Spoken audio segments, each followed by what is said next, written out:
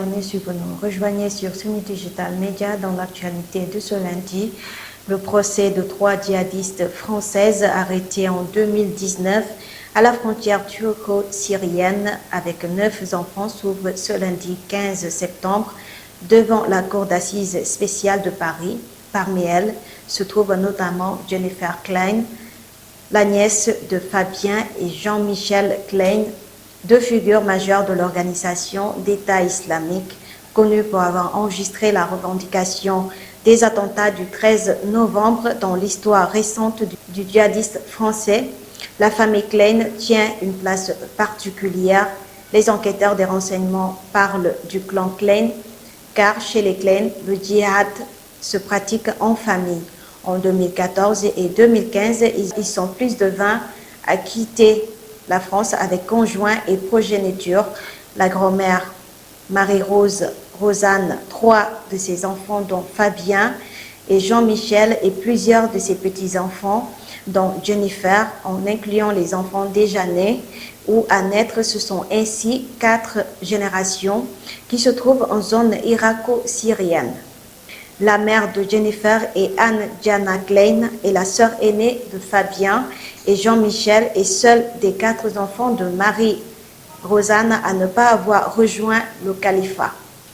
Elle a pourtant tenté de passer en Syrie en 2015 et 2016 avec son 3e mari, Mohamed Monji Amri, et leurs enfants, une tentative pour laquelle elle a été condamnée à 9 ans de prison en 2019. C'est cet homme qui convertit la famille Klein, catholique, pratiquante et originaire de La Réunion en 1999 et 2000. Sa belle-fille Jennifer a alors 9 ans.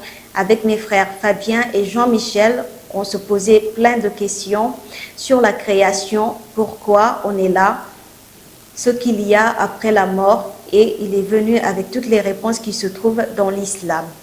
On s'est convertis les uns après les autres. Fabien, moi, ma belle-sœur, raconte Anne-Diana Klein et lors de son procès. C'est dans un islam très radical que bascule immédiatement la famille. Les attentats du 11 septembre 2001 nourrissent cette extrémiste. Jennifer a alors 10 ans. Elle est retirée de l'école publique car le port de voile y est interdit. Place aux cours par correspondance de huis clos familial et à l'enseignement religieux délivré par une association.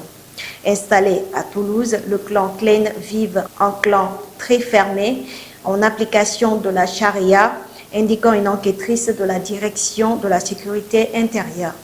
Lors des procès des attentats du 13 novembre qui se tient en 2021, au terme duquel Fabien et Jean-Michel Klein, présumés morts 2 ans plus tôt, sont condamnés à perpétuité.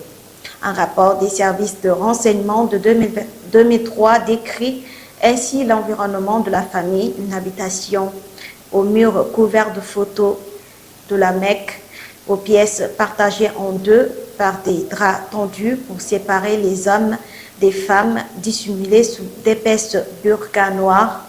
Il faut dire qu'en 2003, Fabien Klein et Jean-Michel Klein, ainsi que leurs compagnes respectives, sont déjà membres d'une communauté islamique formée dans l'arrière-pays toulousain